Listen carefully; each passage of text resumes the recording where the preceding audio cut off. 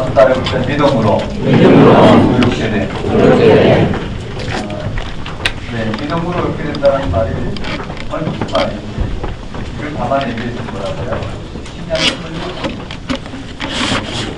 큰 세계를 들어간다는 게 쉬운 문제가 아니라 네, 그러면 나중에 우리가 한번 보도록 합니다. 한번 따라해볼까요? 인사. 이게 소신형은 형태이기 때문에 어떤 형식을 갖고 있냐. 한번 따라해볼까요? 인사. 자, 글씨가 좀 작지만 앞에 분들의 표정과 뒤에 분들의 표정이 다른 거 아시죠?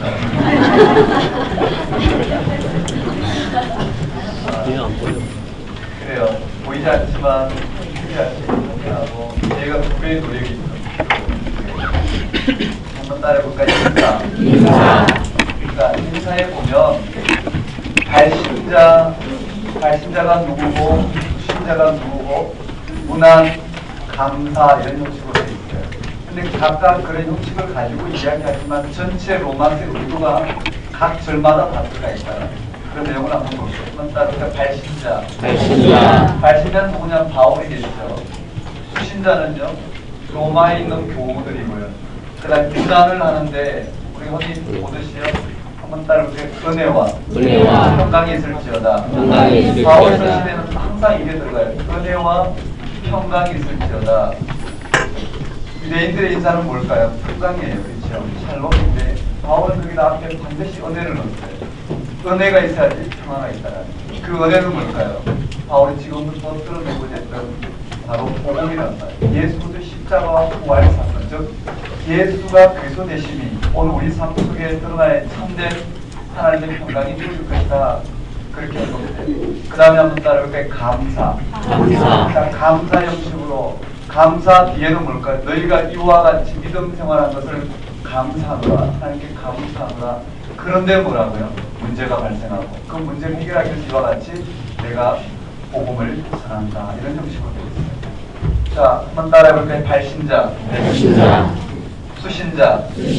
문안. 자, 발신자, 수신자, 문안. 그 다음에 감사 내용이 들어가요. 한번 따라해볼까요? 감사. 먼저 발신자부터 보면 이렇게 되어 있어요. 성경을 보면서 여러분 요약 정리하시면 돼요.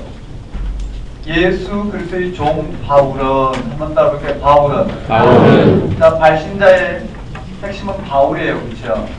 바울인데 이 바울은 앞에 갈로라는 뭐라고요? 한번 따라볼게요. 예수 그리스도의 종. 바울은. 그 다음에 뒤에 쭉 또 수식하는 어구가 나와요.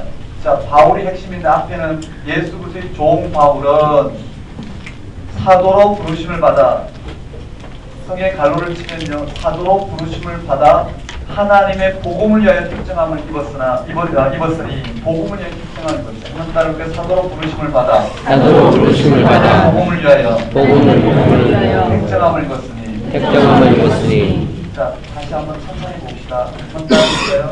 바울은 예수 그리스도의 종 바울은 사도로 부르심을 받아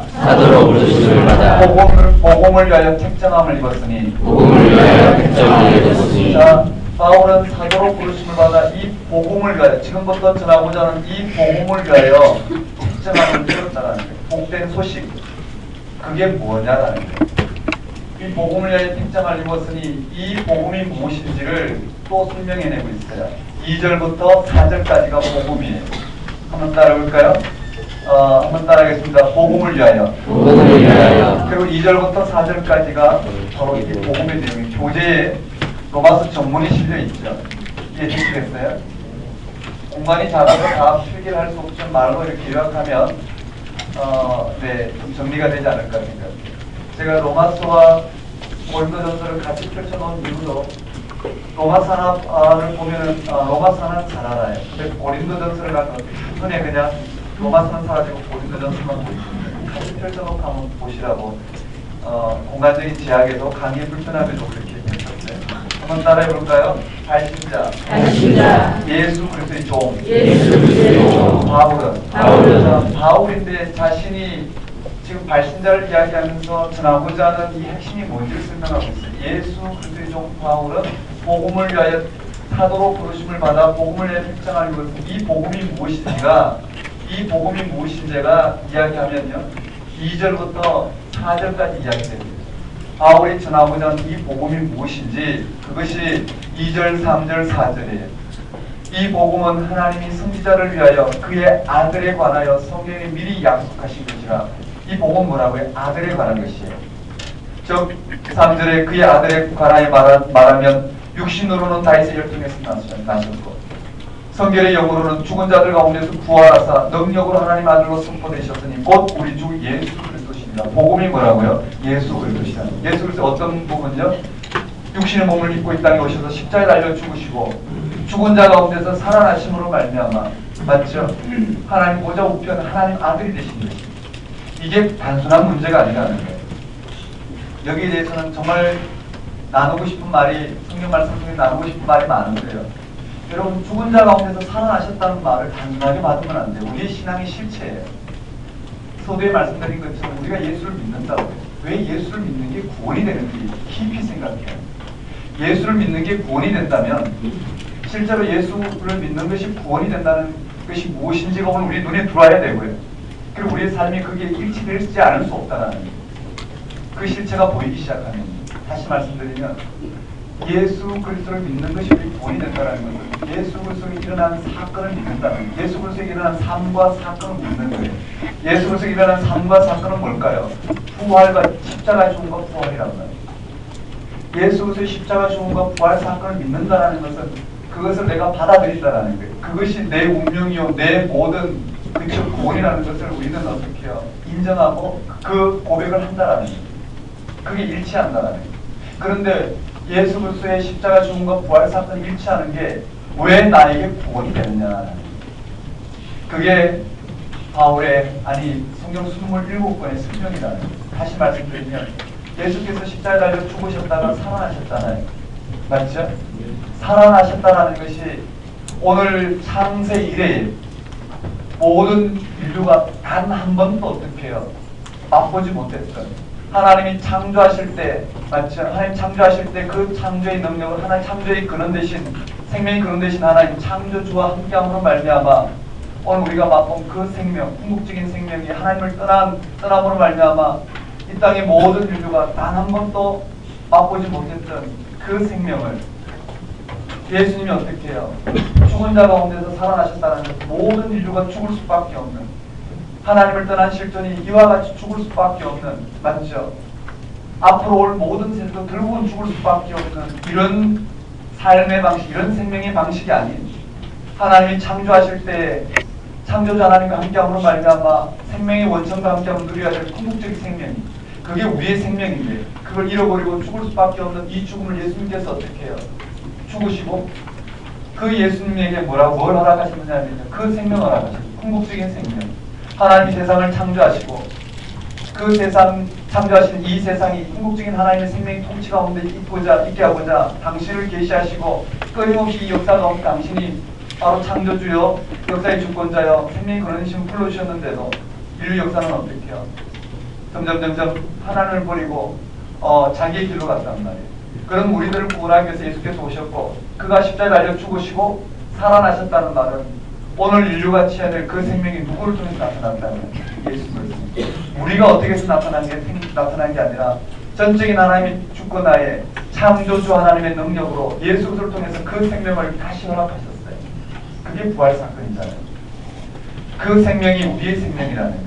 우리가 맛보는 이 세계 내에서 자기 연민, 자기 집중을 통해서 오늘 우리 이 삶과 죽음이 확연한 이런 방식으로 이런 잠정적인 방식으로 생명이라 생각하는 이런 것이 생명이 아닌 이 생명이 궁극적으로 누려야 될 생명이 예수님에게서 나타났다는 거예요.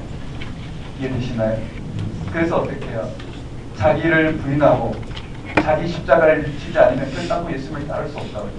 누구든지 자기 목숨을 구원하고자 한다는 즉 이 땅에 이런 삶의 방식으로 율법과 이런 열광주의와 이런 방식으로 또는 이 땅에 다양한 예수를 믿는 사람들 믿지 않는 사람들 정치, 경제, 문화 이런 방식으로 오늘 우리가 누리고자 하는 그런 방식으로 생명을 확보하고자 하는 자는 뭐라고요? 생명을 잃을 것이다. 결국은 그는 생명이 없는 현실이 일어날 것입니다. 나와 복음 때문에 목숨을 버리고자 하는 자. 즉 이 땅에 그런 방식으로 생명을 확인하는 것이 아니라 그것이 생명이 아니라 예수 그리스도에게 생명이 나타남을 알고 그것을 붙들고 이 땅에 이와 같은 생명 형식에 그 생명의 능력이 나타나도록 살아가고자 시도하는 모든 어떻게 해요? 믿는 자들에게는 하나님께서 어떻게 구원하시겠죠.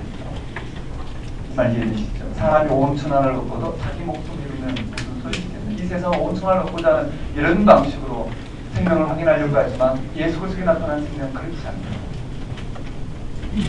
지금 그걸 지금 이야기 나가는데요. 네. 자, 복음이라고 그랬어요.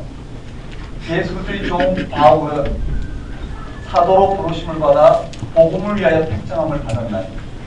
그렇죠? 이 복음은 그의 아들에 관한 것이고 그의 아들이 뭐라고요? 육신으로는 다윗을 통해서 나셨고 그 말은 육신 몸을 입고 오셨다라는 거예요. 그리고 어떻게 해요? 성결의 여부는 죽은 자 가운데서 다시 살아나심으로 말미암아 그 말은 하나님의 생명의 원천 되신 하나님 창조주 하나님에게 있는 그 생명의 능력 가운데 예수님께서 어떻게 올리셨어요? 맞나요? 그 생명의 집중에서 예수님과 하나님은 하나이시단 말이에요. 좀 더 부연 설명이 필요하겠지만 그래서 뭐라고요? 하나님의 아들이 되시고 그렇죠? 죽은 자 가운데서 살아나심으로 말미암아 하나님의 아들이 되셨다는 말. 그리고는 뭐라고요? 그 하나님 아들 네 아들로 선포되셨으니 곧 우리 주 예수 그리스도십니다. 이게 복음이다. 한번 따라해볼까요? 예수 그리스도.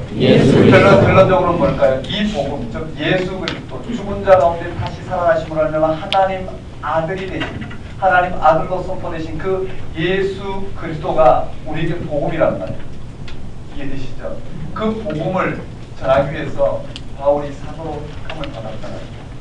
그래서 로마서도 이렇게 기록하고 있다는 의도겠죠. 그리고 로마에 있는 너희들에게 편지를 주는 뒤에 부연 설명도 되겠죠. 은혜와 평강이 있을지어다. 이해되시겠어요? 자, 그게 로마에 있는 수신자에 봅시다. 5절에요. 그로 말미암아 우리가 은혜와 사도의 직분을 받아 그의 이름을 위하여 모든 이방인 중에서 믿어 순종하게 하나니 너희도 그들 중에서 예수 그리스도의 것으로 부르심을 받았습니다. 한번 따라해보세요. 너희도 예수 그리스도의 것으로. 맞아요. 이게 더 나가죠. 여기에서 바울이 발신자에서 수신자로 넘어가면서 뭐라고요? 나도 이 복음 예수 그리스도 죽은 자 가운데 살아나신 맞죠? 그래서 하나님 아들이 되신 이 예수 그리스도를 위해서 그것이 복음인데 그 복음을 위해서 부름을 받았고 너희도 뭐라고요? 복음인 예수 그리스도의 것으로 부름을 받았다는 이해되시나요? 나도 예수 그리스도의 것으로 너희도 예수 그리스도의 것으로 부름을 받았다는 그렇다면 이제 뭘까요? 로마서의 전체 펼쳐지는 내용은 그게 무슨 사건인지 좀 들여다보잖아요. 한번 따라해 봅시다. 예수 그리스도의 종 바울은 네, 사도로 부르심을 받아 복음을 위하여 택정함을 입었으니 이 복음은 그의 아들 예수 그리스도에 관한 것. 그게 뭐라고요? 죽은 자 가운데서 다시 살아나신 이 사건에 관한 것이다. 이해되시죠? 예수 그리스도를 믿는다라는 것은 예수 그리스도가 복음이 되신 이유는 그가 십자가에 달려 죽으셨다 살아나셨기 때문에 복음이다. 그게 우리의 구원이겠다. 자, 수신자에서 너희도 예수 그리스도의 것으로 부름을 받았다는 거예요. 맞죠? 그래서 로마에 있는 6절에 너희도 그들 중에서 예수 그리스도의 부름을 받은 것이 아니라 실제로 로마에 있는 하나님의 사랑하심을 받고 성도로 부르심을 받은 모든 자에게 하나님 우리 아버지와 주 예수 그리스도로부터 은혜와 평강이 있기를 원하노라. 다 됐어요. 한번 따라볼게요. 발신자, 수신자.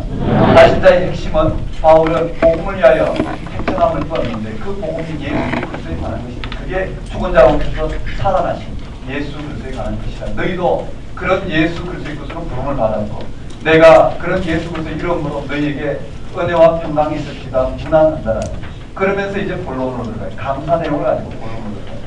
여러분 이 감사 내용을 가지고 로마서 전체의 내용을 의도를 파악해요. 자, 우리 8절부터 한번 보면 여러분은 전문을 이렇게 표시하는 중에 요약점이 하면 되겠죠. 이해되시겠어요? 그래서 공부할 때는 뭐라고 이 정도만 적으면 내용이 무슨 내용인지 알려와야겠다라는 거예요. 자, 봅시다. 8절에 먼저 내가 예수 그리스도로 말미암아 너희 모든 사람에 관하여 내 하나님께 감사함은 네모를 치지 않아요. 교재에다 네모 치고 여기다 이렇게 들어오죠. 한번 따라볼까요? 감사함은. 자, 로마 교회에 감사한다고 했어요. 뭘 감사하냐면요, 너희 믿음이 온 세상에 전파됩니다. 한번 따라볼까요? 너희 믿음이 온 세상에 전파됩니다. 그 말을 오해하면 안 돼요. 로마 교회 믿음이 좋아서 온 세계가 부러워할 정도로 그렇게 전파됐다는 말이 아니고, 로마에도 믿음 생활을 하고 있는 형제자매 너희들이 있다라는 것이 오늘 바울에게까지 들려질 정도로 어떻게 해요? 그만큼 퍼져나갔다라. 이해되시겠어요? 한번 따라볼까요? 믿음.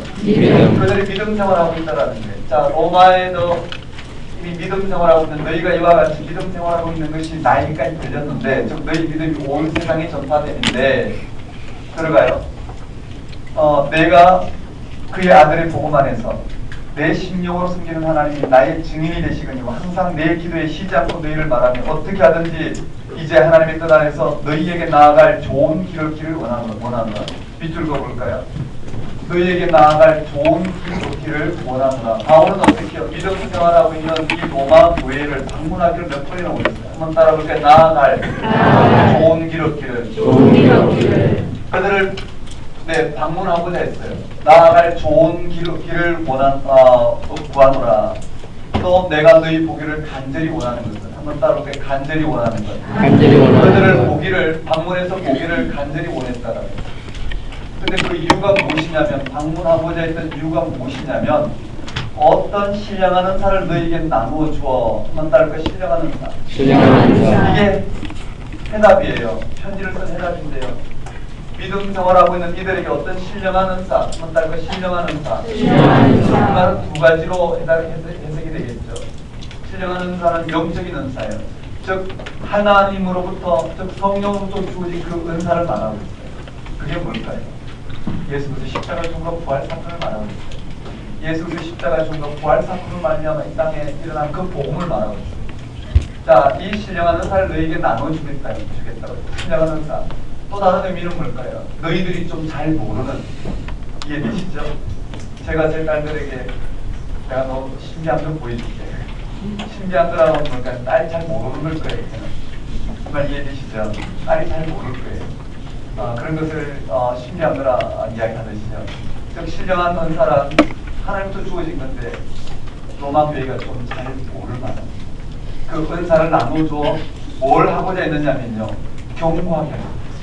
거기에 11절 끝에 경고하게 하겠다. 한번 따라볼까요? 경고하게. 신령한 은사를 나눠줘서 이 경고하게 하겠다는 의도가 있어요.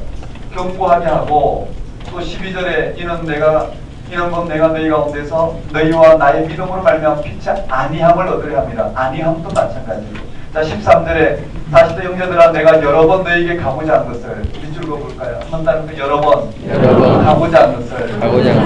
그들 방문하고자 했던 것이 3번이나 반복되죠. 나아갈 좋은 길 얻기를 11절에, 12절에 보기를 원하는 것은, 또 가고자 한 것은, 밑줄 그으셨어요? 그래서요, 너희가 모르기를 원치 아니하노니 이는 너희 중에서 13절에 다른 이방인 중에서와 같이 열매 맺게 하려 함이로다. 한다면 열매 맺게 함이로다. 그래서 경고하게 한다는 것과 같은 말이잖아요. 경고하게 아니라 열매 맺게 하겠다, 같은 표현이죠. 지금까지 그러나 길이 막혔도다. 14절에 바울이 그렇게 해야 될 이유를 말하고 있어요. 헬라인이나 야만인이나 지혜 있는 자나 어리석은 자에게 다 내가 빚진 자라. 그러므로 나는 할 수 있는 대로 로마에 있는 너희에게도, 한번 따라해볼까요? 복음 전하기를 원한다. 이게 핵심이란 말이에요. 그래서 신령한 은사가 뭘로 판명됐다고요? 복음으로 판명된 거예요. 신령한 은사가 복음이에요. 그럼 여기에서 어떤 논리가 들어오냐면, 이 말을 전체를 한번 봅시다. 로마서를 읽고 또 읽고 다양하게 다양한 관점들이 있지만 그 모든 것을 아울러서 문맥상 읽고 또 읽고 한 절 한 절 묵상하고 또 그것을 끊임없이 드러내고 이렇게 보면 문맥이 뭘 의미하는지 그 핵심이 딱 들어올 텐데, 그 핵심을 가지고 연결해보면 바로 이렇게 돼요. 한번 따라해볼까요? 감사함은. 자, 바울이 감사한다는데 로마 교회가 믿음 생활하고 있는 자체를 감사하고 있다고 했어요. 근데 이 믿음 생활하고 있는 로마 교회의 형편은 바로 이 형편 가운데 있는 거예요. 그들이 처음에는 믿음을 받아들였다가 맞죠? 로마 교회의 기원을 어디서 설명하고 있느냐면 사도행전 오순절 성령 강림 사건 때 베드로의 설교를 듣고 회심했던 그 공동체 헬라파 스테반 사건 나오죠. 헬라파 그리스도인들과 히브리파 그리스도인들이 한 공동체를 이루었는데 히브리파는 이것을 주장하고 아니 히브리파는 이것을 주장하고 있고 헬라파는 이것을 주장하고 있고 그래서 여러 가지 갈등 가운데 있었는데 마침 로마의 핍박이 있어서 아니 그 유대교의 핍박이 있어서 스테반이 죽고 그 위에 대대적인 핍박이 있어서 흩어지게 됐죠. 빌립은 사마리아로 맞죠? 또 어떤 이는 안디옥으로 그리고 흩어져서 이 디아스포라 유대인들이 흩어져서 간 것들이 로마에서 온 것들이 로마로 돌아가서 거기서 믿음 생활한 것이 계기가 됐다고 이야기해요. 그런 것들이 돌아가서 그런 신앙생활을 하는 가운데 여러 가지 교회 공동체에 문제점이 일어났고 이 유대교 출신 그리스도인들이 주축이었죠. 그들은요. 근데 점차적으로 어떻게 이방인들이 들어오기 시작했어요. 그래서 교회 공동체가 다시 또 거기에서 뭘까요? 디아스포라 유대인들과 이방인들과의 갈등이 일어나기 시작했어요. 제가 여기 아까 이방인이라고 했는데 여기는 헬라파 그 오순절 성령 강림 사건의 배경이 된 것은 오순절 절기를 지키려고 이방 지역에 살던 유대인들이 왔잖아요. 그리고 예루살렘 지역, 이스라엘 지역에 살던 유대인들이 왔어요. 그들이 개종하게 되었고요. 그래서 사도행전은 뭐라고요? 히브리파 유대인들과 헬라파 유대인들이 신앙생활하다가 헬라파 유대인들이 핍박에 흩어져서 돌아갔단 말이에요. 고향으로 돌아간 그들이 유대인들이죠. 이제 그 유대인들이 이방인과 함께 어떻게 신앙생활하게 되었어요. 그런데 이 히브리파 유대인들이 다시 또 이방 지역에 와서 로마 지역까지 와서 복음 믿음 생활하고 있는 그들의 영적인 실존을 허약하기 그지없겠죠. 그들에게 뭘 가르치냐면 율법을 주장하는 그들의 공동체를 보면 율법을 받아들이지 않을 수 없었단 말이에요. 그러니 헬라파 이방 디아스포라 즉 헬라파 유대인들이 이민 생활하고 있는 유대인들이 본국에서 온 그들의 가르침을 받아들일 수밖에 없는 그런 상황 가운데 있단 말이에요. 그런 이야기들을 바울은 알아들었고 알게 되었고 바울은 이 로마를 교독으로 해서 딴 것까지 복음을 전하고자 했는데 로마 교회가 저런 다른 교훈 즉 갈라디아서 표현을 빌리면 거짓 복음에 속고 있단 말이에요. 그러니 그들로 하여금 바울이 뭐라고요? 나아갈 좋은 길 얻기를 원했고 보기를 원했고 가고자 했으나 길이 막혀 못 가서 뭘 전하냐면 이 편지로 이 로마서를 적어서 보내는데 그 신령한 은사를 전하고자 했잖아요. 신령한 은사란 그들이 믿음 생활하지만 믿음의 실체가 무엇인지 잘 몰라 이와 같이 율법을 받아들이고 열광주의적인 이런 상황 가운데 빠진 그들로 하여금 무엇이 참된 복음인지 무엇이 영적인 것 무엇이 하나님이 예수를 통해서 우리에게 허락한 믿음의 지평인지를 전하기를 원한다. 그래서 그들을 견고하게 열매 맺게 하기를 원한다고 했습니다. 이해되시겠어요? 자, 그 초점이에요. 로마서를 기록한 여러 가지 의도가 있지만 가장 핵심은 바로 여기 있어요. 뒤에는 선거 문제도 나오겠고요. 다양한 문제가 나오겠지만 일단 여기에 걸려 있어요. 그래서 오늘 본문에 15절, 15절까지 걸려요. 그래서 16절에 로마서의 주제를 선포하고 있어요.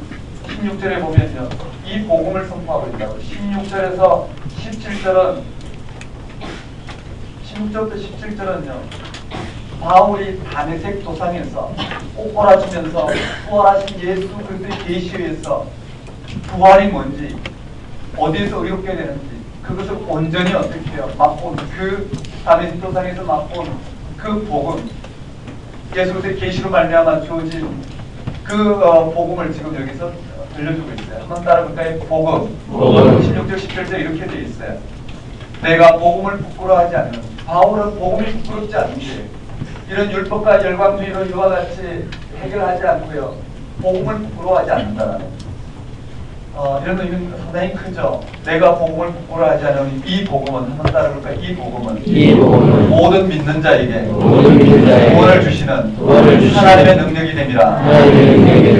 잘 따라가야 돼요. 한번 따라해볼까요? 이 복음은 자, 복음이라고 그랬어요. 복음이 뭐냐면은 모든 믿는 자에게 구원을 주신다고 그랬어요.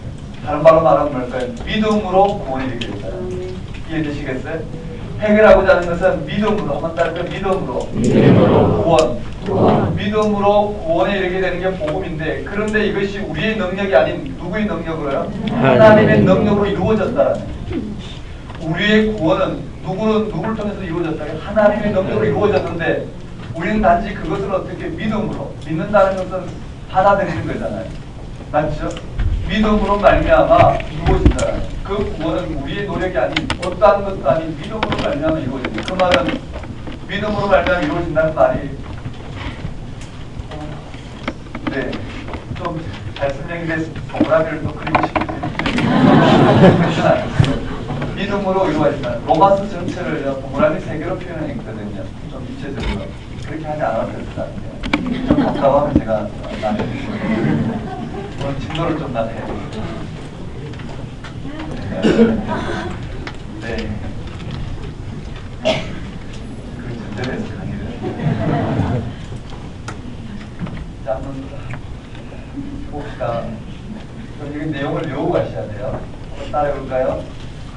이 복음은 모든 믿는 자에게 구원을 주시는 하나님의 능력이 됩니다. 맞아. 하나님께서 예수 그리스도의 십자가의 죽은 자 가운데서 그를 살리심으로 말미암아 오늘 우리의 구원이 되게 일어났단 말이에요. 우리의 노력이 아니라 선생님 하나님의 능력이 우리는 뭐라고요? 그것을 받아들이기만 하는 거예요. 그게 믿음이죠. 믿음이 우선은 아니죠. 맞죠? 하나님의 구원의 행위가 우선이에요. 그리고 우리를 하여금 어떻게 촉성하고 있어요. 한번 따라해볼까요? 믿음으로 이르게 되는 것. 이게 하나님의 능력이라고 해요. 한번 따라해볼까요? 하나님의 능력. 그리고 모든 믿는 자라고 해요. 그건 헬라인이나 유대인이나 아무런 구별이 없어요. 그리고 17절이에요. 복음에는 하나님의 의가 나타났어요. 한번 따라해볼까요? 하나님의 의. 이게 중요하단 말이에요. 하나님의 능력이 뭐냐면요. 하나님의 의예요.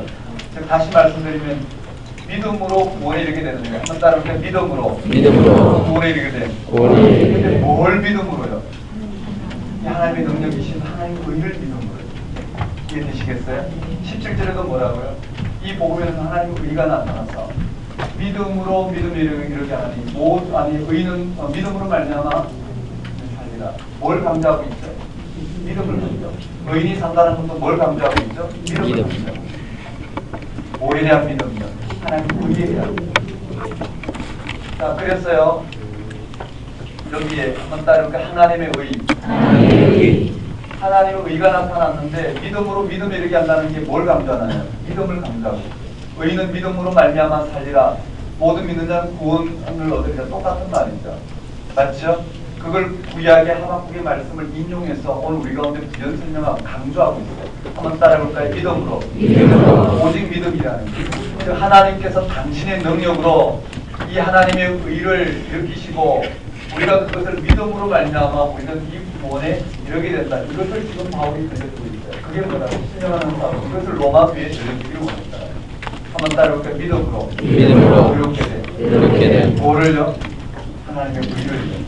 근데 하나님의 의가 나타났다는데 그 의가 뭐냐라는데 이 하나님의 의가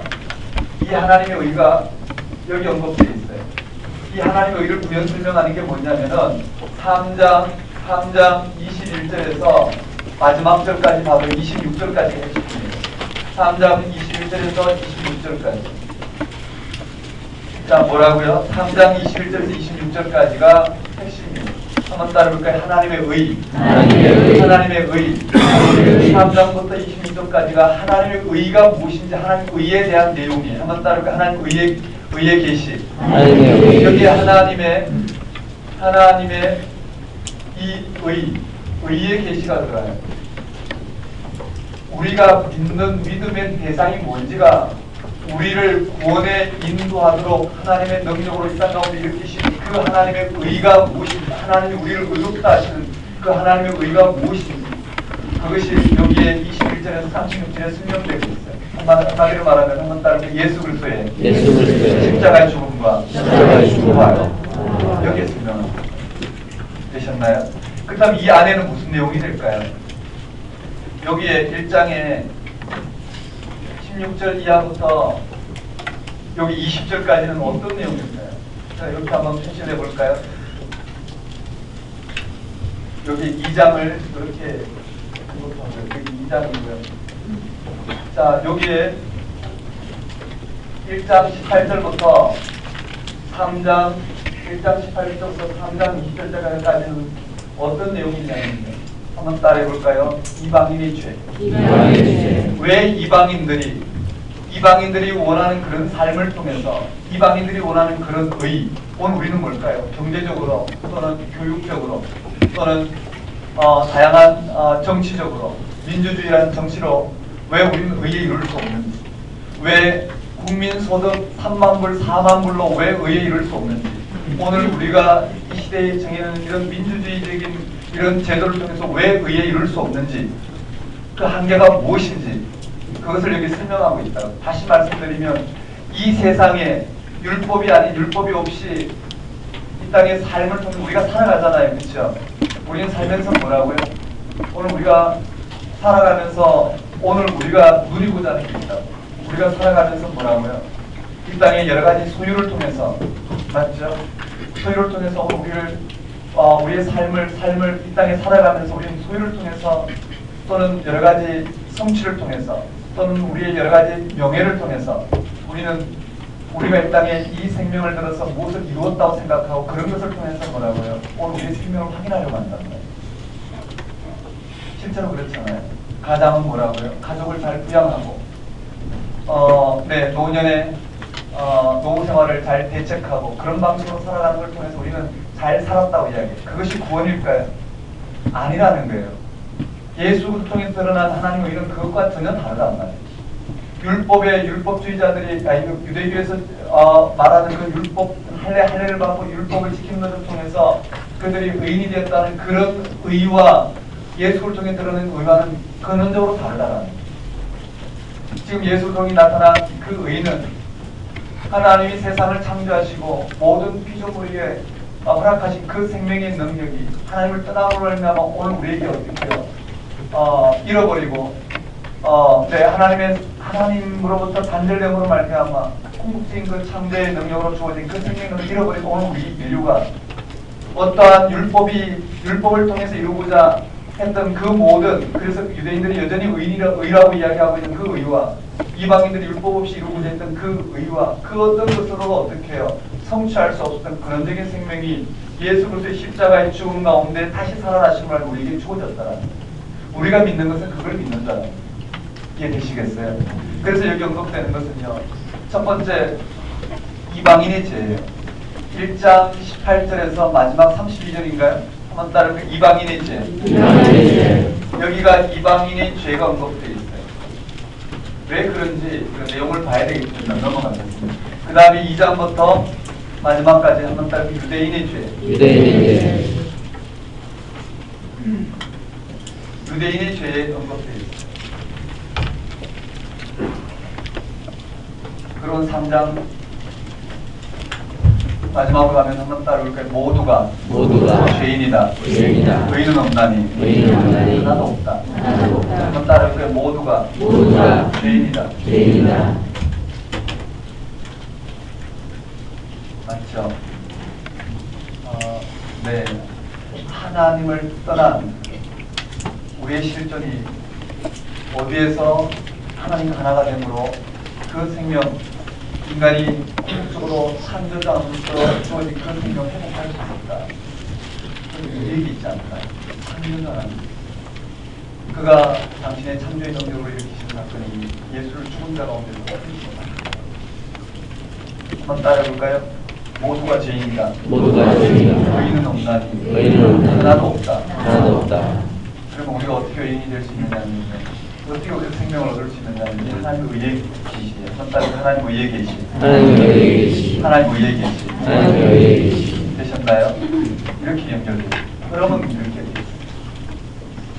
좀 더 봐야 되겠지만 그리고 이 사건을 아브라함의 사건을 통해서 실제로 아브라함의 예를 통해서 확정해 줍니다.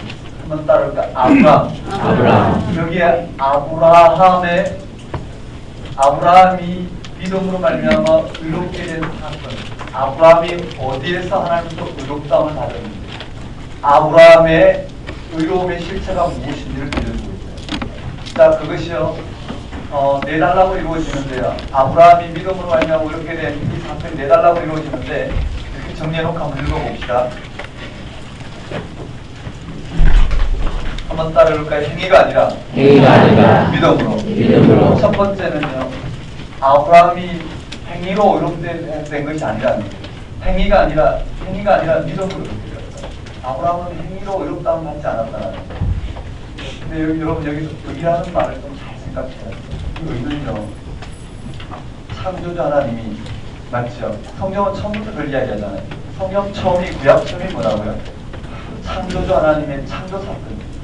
성경 맨 마지막에 뭐라고요? 예수님 다시 오심으로 말미암아 창조가 완성되는 새 창조예요. 새하늘 새 땅이라고 했잖아요. 새하늘 새 땅, 새 창조란 말이에요. 우리의 신앙은 우리의 이런 종교적 감정에 놓여 있는 게 아니라 이 땅에 우리의 이 세계 내에 우리가 어떻게 되고 어떻게 오래 살고 오래 살고 그쵸? 빨리 죽고 좀 더 건강하게 살고 좀 덜 건강하게 살고 좀 더 많은 소유 많은 능력으로 살고 아니면 여기에 본이 걸려 있는 게 아니라 하나님이 우리를 향해서 무엇을 행하시는지 그 하나님 행위에 우리 본이 놓여 있다는 거예요. 그걸 받아들이는 사람은 뭐라고요? 구원을 맛볼 것이고 받아들이지 못한 사람은 어떻게 해요? 심판을 맛볼 것이라는 거예요. 맞죠? 그리스도인들도 마찬가지예요. 오늘 예수를 믿지만 여전히 이 땅 삶 속에서 자기의 실존, 자기의 연민, 자기의 문제에 치우쳐져서 그런 문제를 어떻게 해요? 구원을 맛보고자 시도하는 사람은 어떻게 해요? 여전히 예수 그리스도를 믿고 구원이 그에게 나타났으나 구원의 삶을 누리지 못하고 그가 끼어 어디에요? 실제 하나님의 이 구원 사건에 초점을 맞추게 되면 어떻게 해요? 그는 실제로 이 땅의 삶에 여러 가지 고난과 시련이 있지만 궁극적인 이 생명의 능력을 맛보고 그것이 얼마나 우리가 없는데 확실한지 죽음 이후에 그 생명이 어떻게 오늘 예수 다시 완성될지를 알고 실제로 어떻게 해요? 살아가는 삶 그 자체가 바로 구원의 삶이 되겠죠. 뭐가 될까요? 지난 토요일날 예를 든 것처럼 숨을 쉰다라는 것. 자식이 공부를 1등을 해야 될 자식이 오히려 사고를 치고 있을 때 죽고 싶잖아요. 첫째는 그렇죠. 죽고 싶단 말이에요. 근데 그것은 우리가 생각하는 생명 방식. 그게 아니라 자식이 살아있다라는 거예요. 죽느냐 사느냐의 갈림길에서 자식이 숨을 쉬고 있고 살아있다는 자체가 오늘 우리에게는 얼마나 놀라운 사건인지 그게 초점 맞춰주는 거라고요. 그 이후 문제는 부가적인 문제예요. 맞나요? 다시 말씀드리면 내가 오늘 숨을 쉰다는 것 이것이 얼마나 놀라운 사건인가요? 내가 어제 착한 일을 했기 때문에 오늘 숨을 쉬는 게 아니에요. 내가 어제 어떻게 해요? 다양한 무슨 체험을 했기 때문에요. 감성 체험을 했기 때문에 내가 숨을 쉬는 게 아니에요. 숨을 쉬는 건 그런 거 관계없이 어떻게 창조자 하나님의 능력이란 말이에요. 이것이 얼마나 놀라운지 숨을 쉬고 이렇게 생명을 갖고 있다는 자체가 얼마나 놀라운 사건인지 이것을 받아들이고 여기에 오늘 우리가 숨을 쉰다는 것에 내 모든 삶의 시작이 있고 그것으로 내 삶이 가능하고 그것으로 내 삶의 모든 것이 거기부터 시작된다고 생각했을 때 그 뒤에 일어나는 툭 떨어지는 문제 내 삶에 이런 부분 저런 부분 내가 이런 모습 저런 모습 이런 것들은 어떻게 해요? 그다지 중요한 결정적인 문제가 아닐 거예요. 맞나요? 네, 제가 고등학교 때요.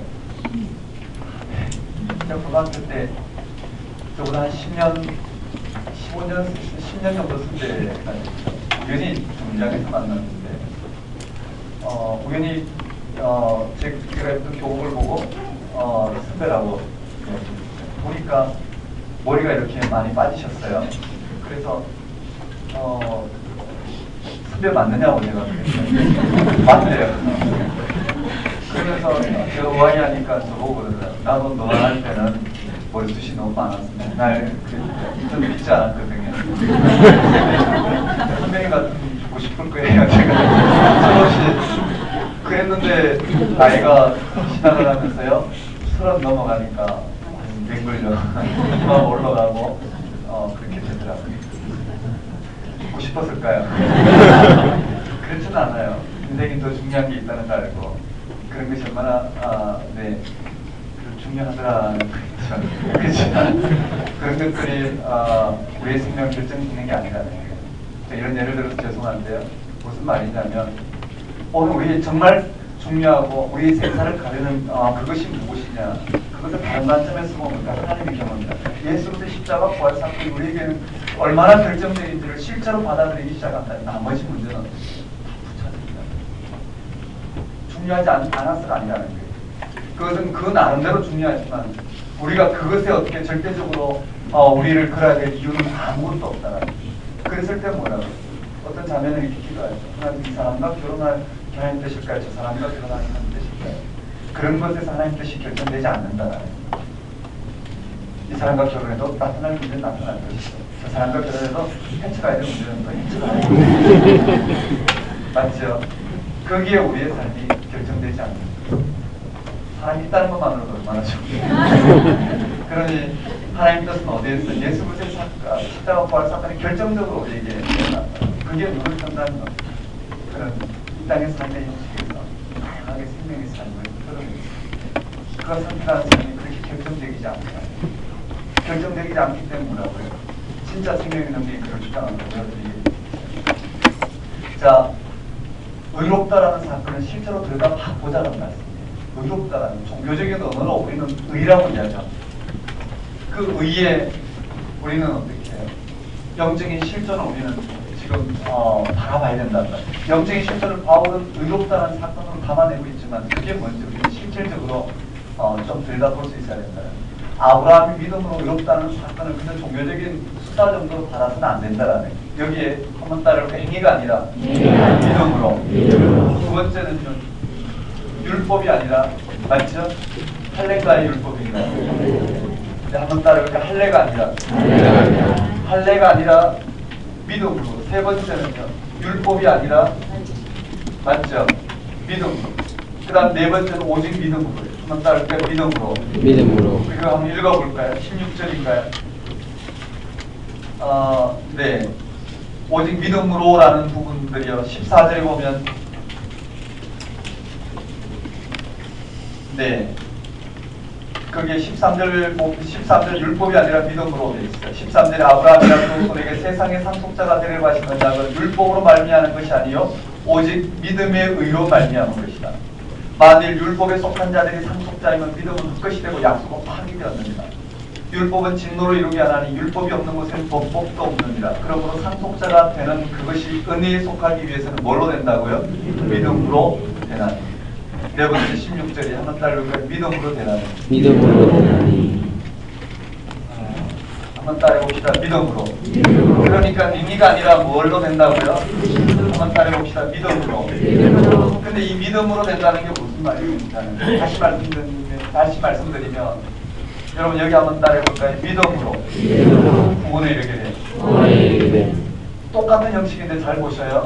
모든 믿는 자에게 구원을 주신 하나님의 능력이라 뭘 믿는다고요? 하나님의 의를 믿는다. 이해되시나요? 하나님의 의.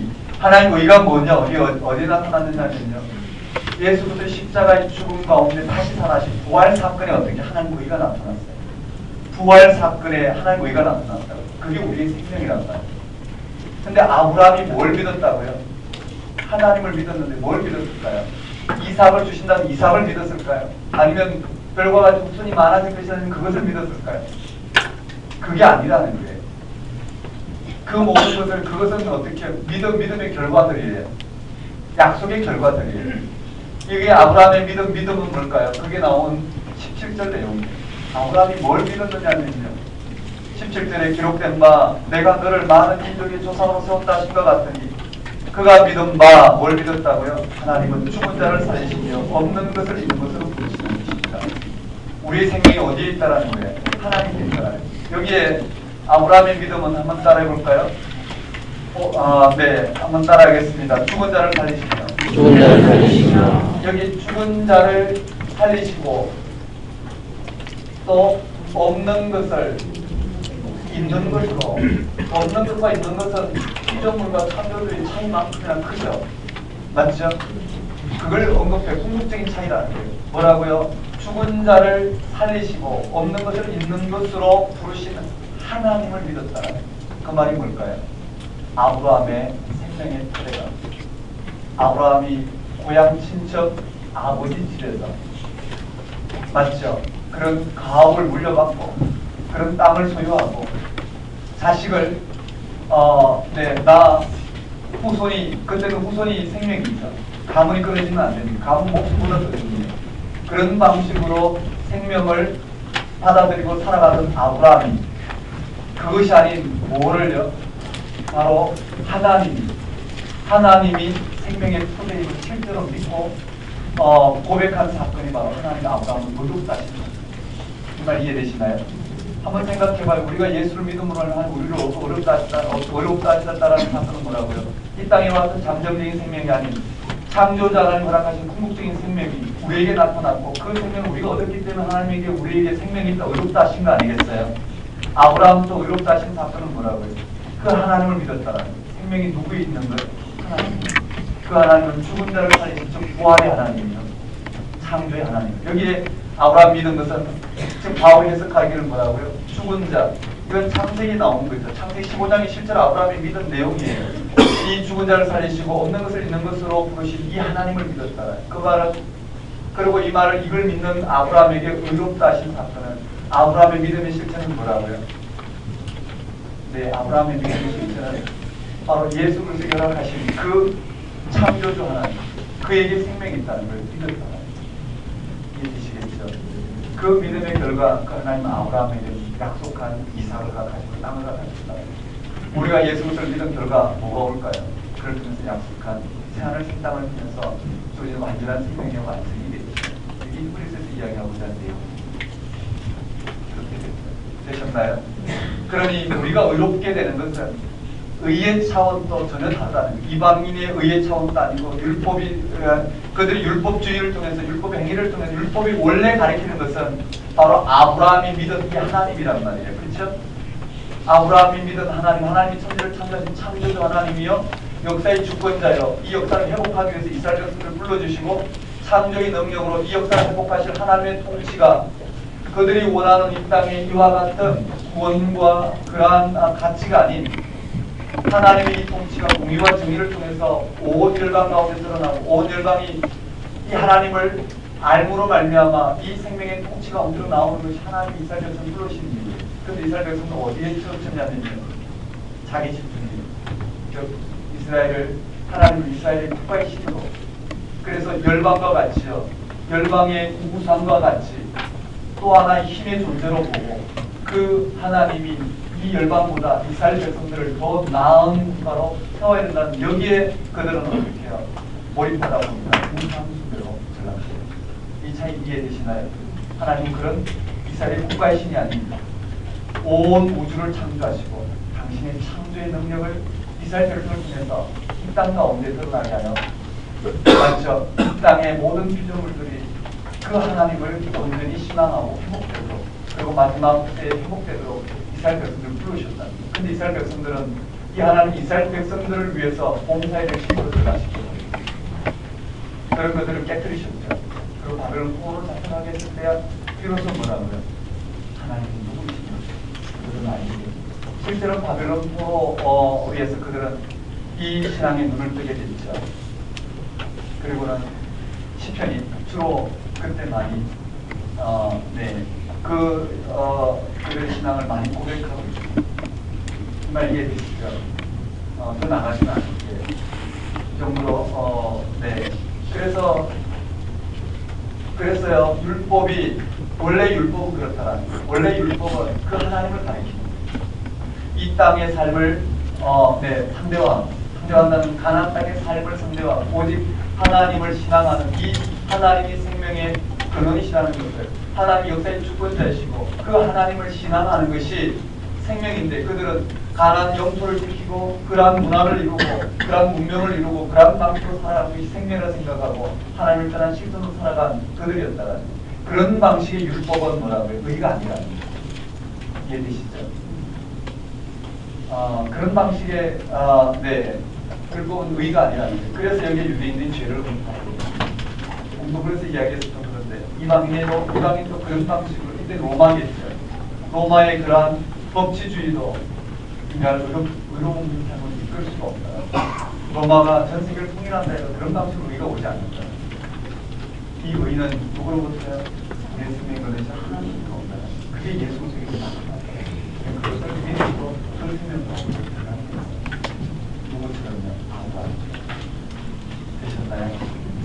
한번 따라볼까요? 믿음으로 믿음으로 의롭게 돼. 의롭게 됨. 딱 10분만 쉴게요. 10분 쉬었다가